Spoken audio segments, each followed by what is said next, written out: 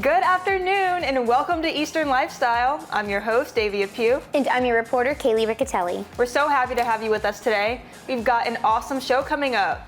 We'll view a demonstration of how water is polluted in our area at a museum in Grimesland. We'll learn how a small business incubator in Washington is helping small businesses grow.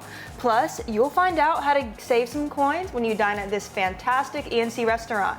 That's all coming up soon, but now let's get into what makes this day special. What does make today special? Today is National Laundry Day.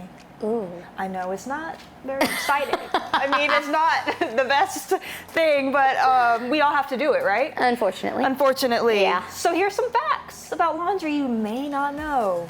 The word laundry comes from the Middle English lavandry, which is in turn came from the Old French word lavanderie or lavender for a person who washes linen. Mm-hmm. That's what it means. And because I think lavar is to wash in Spanish. Yeah, I didn't know that. Which would have Latin roots too. Gotcha. It's something like that. Interesting. That was interesting. And also, just another fun fact, the dryer was invented in 1800 by M.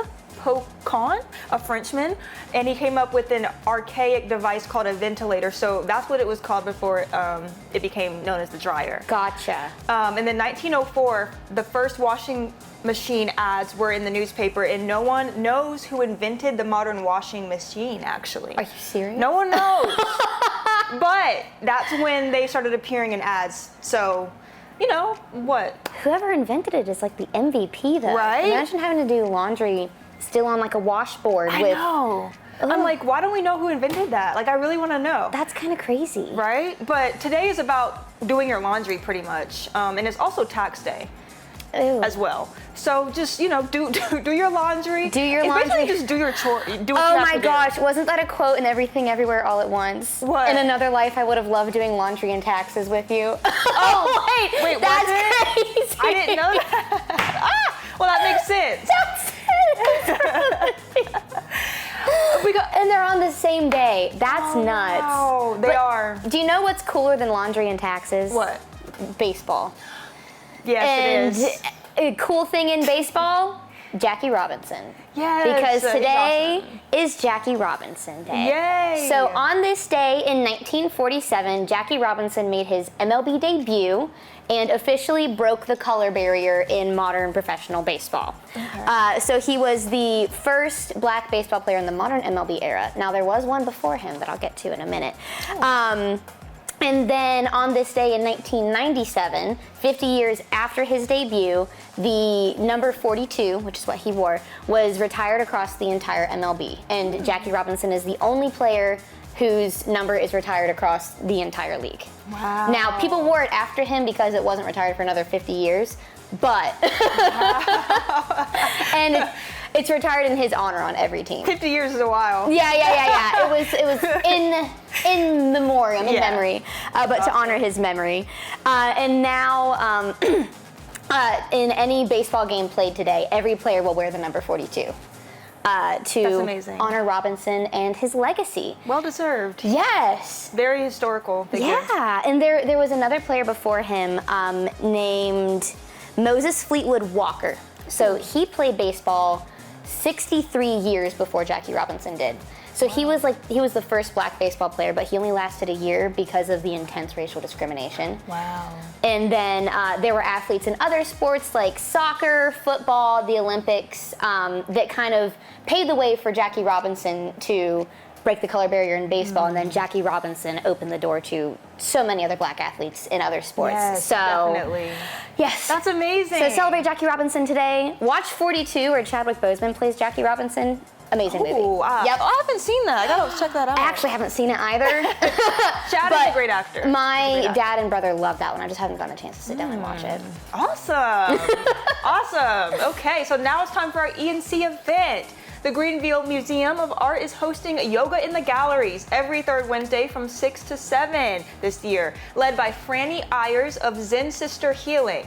This session offers a relaxing yoga experience surrounded by artwork. The event is free for members and $10 for non-members. For more info or to register, visit the Greenville Museum of Art website.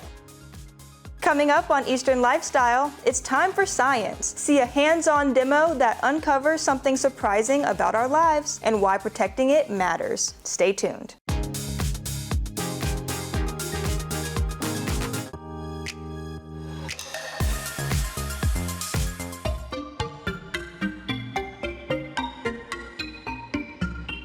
Welcome back. I'm your host, Davia.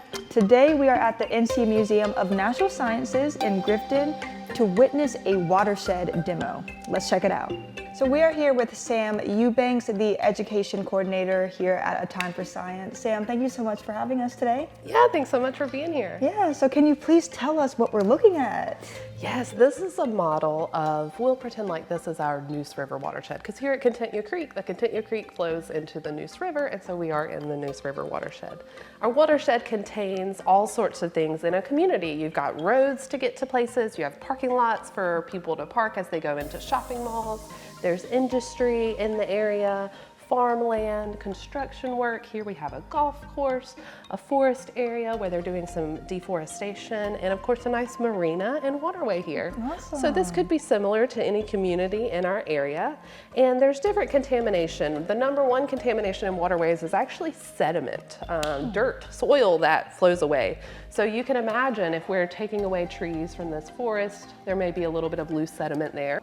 We've got some sediment that could come from farmland if there's a lot of tilling happening. The number one problem for the Neuse watershed is nitrogen and phosphorus. Okay. And these things come in the form of fertilizers. Fertilizers that are applied to our farm fields to help the crops grow, fertilizers that are applied to our golf courses to help the grass grow. Fertilizers may be applied even in yards to help your lawn stay green. And so that's another source of contamination.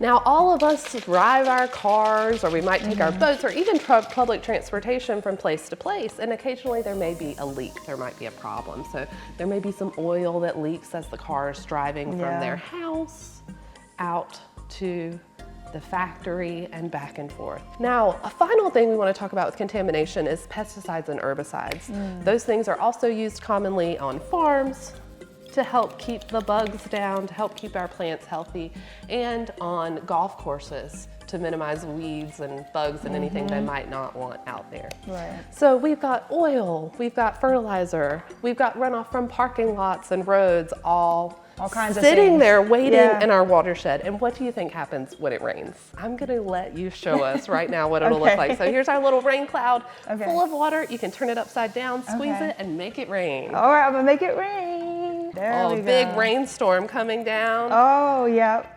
And we can see the colors starting to show. Now, we can't always see, you can't actually see phosphorus, you can't see nitrogen, you can't see all of these contaminants. So this model helps us get an idea of what it might be like if we could actually see all of that contamination. Now again, you can't always see pollution, but if your water looked like this, it's probably not something you would want to drink. Not at all, not at all. All right, Davia, we are here at the Contentula Creek. Beautiful. Namesake for our location here in Grifton. Okay. You can see behind us the little Contentula Creek is a tributary of the big Contentula Creek. Wow. Very creative in the naming, right? Very, So our big Contentula Creek here flows into the Neuse River, which is the longest river in North Carolina. Wow. And so there's a lot of different places for runoff to come into this waterway. But we're at an interesting point right here where we're standing in Pitt County. Across the water right there is Lenoir County, and behind us there is Greene County. So we're three different counties meet in the place where two creeks meet in one of the longest rivers in North Carolina and one of the tributaries of that. That was such an awesome demo of how things can be transported into our water. Be sure to keep our water clean and do what's necessary. Stay tuned for more on Eastern Lifestyle.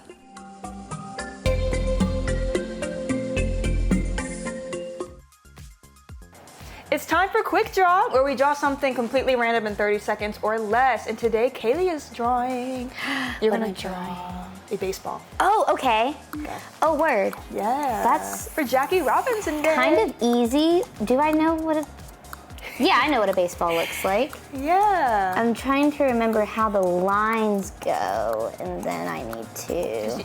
You're a baseball fan. You're a Yes, baseball fan. I am. I have already been to a professional baseball game this year, probably the only one I'm gonna go to, but it was so fun. 5 seconds. And I think I am done. Okay.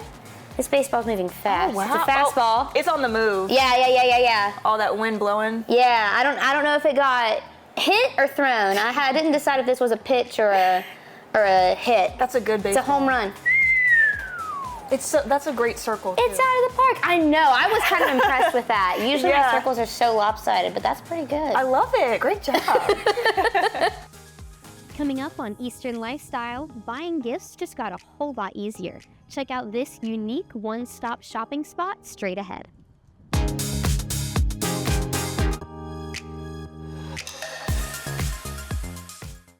Don't you love when local festivals feature a wide variety of small businesses for you to check out? Everything from clothes to jewelry to services you didn't even know were available. Now, what if I told you you don't have to wait for the next festival to come to town? At Cultural Grounds in Washington, they're helping small businesses grow by giving them the space and resources they need to nurture their business and set them up for success. According to the Small Business Administration, there are nearly 35 million small businesses in the U.S., but out of those, only around 25% will last 15 years or more. In fact, 45% will end within their first 5 years.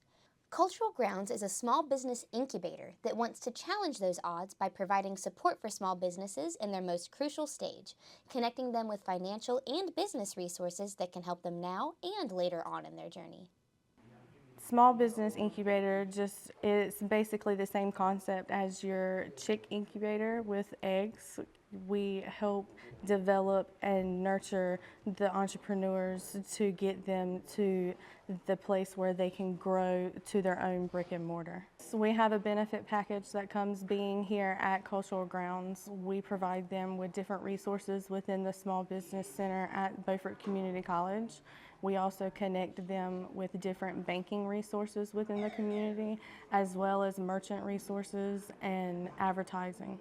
I've been able to grow in different areas, bringing in more product, learning the different resources within the community. April Davenport owns Dream Street Shop, a customization business with water bottles, keychains, and more, and is one of Cultural Grounds' newest additions. Well, I have always been a business person. I actually attended Elizabeth City State University for business with a concentration in management. So I've always saw myself as a business owner. But when the opportunity presented itself, I moved back here from Virginia, and I ended up coming in here. I love the vibe, love the people, love the energy, and I was like, okay, this might be something I want to be a part of. I have had major connections in the city. Being new here was kind of difficult because, you know, when you're coming into a city and you don't know anybody, but coming in here actually gave me an opportunity to meet a lot of different people, you know, to be connected through other people's connections. So it's definitely been a blessing. Right beside Dream Street is Shishi's Designs, a custom trucker hat shop run by retired educator Sheila Edwards. Edwards and Davenport have used their opportunity at Cultural Grounds to not only grow their own businesses, but also collaborate with each other.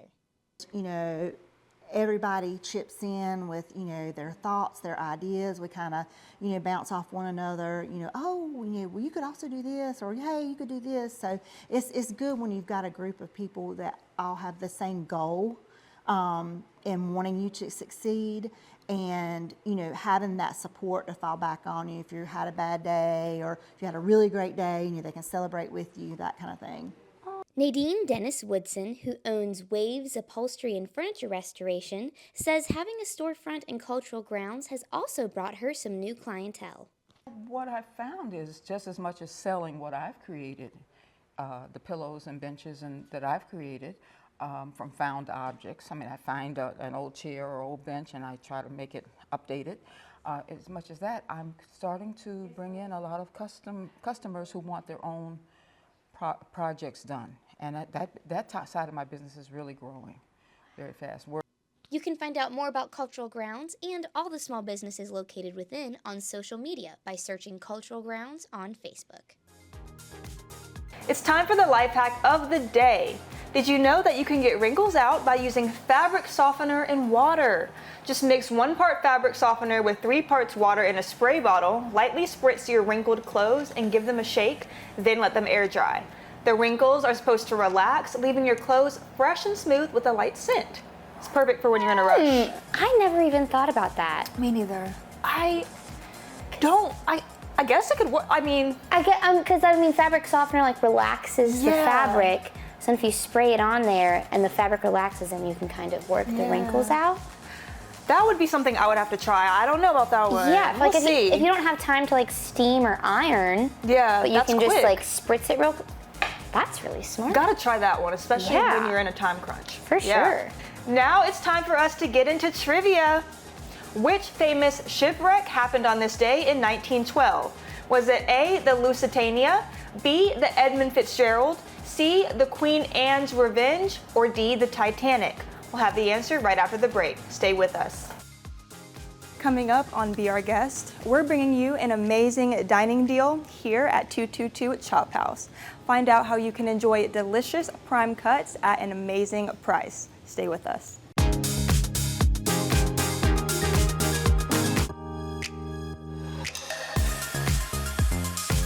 All right, we're back. If you chose D, Titanic, you're correct. The ship, thought to be unsinkable, set sail on April 10, 1912. After almost 5 days at sea, the Titanic struck an iceberg just before midnight on April 14th. In just under 3 hours, the ship sank into the North Atlantic Ocean around 2:20 a.m. on April 15th. The wreck resulted in about 1,500 deaths with just 706 survivors. The following segment is sponsored by 222 Chophouse Wine Bar and Lounge. Hey everyone, I'm your host Davia, and it's time for Be Our Guest, where we help you save money while having an amazing dining experience. Today we are at 222 Chophouse in Kinston. You guys make sure to head to WNCT.com and find the Be Our Guest tab to get your $50 certificate for only $25 because these will sell out fast. So we are here with Paul, the part owner and general manager of 222 Chophouse.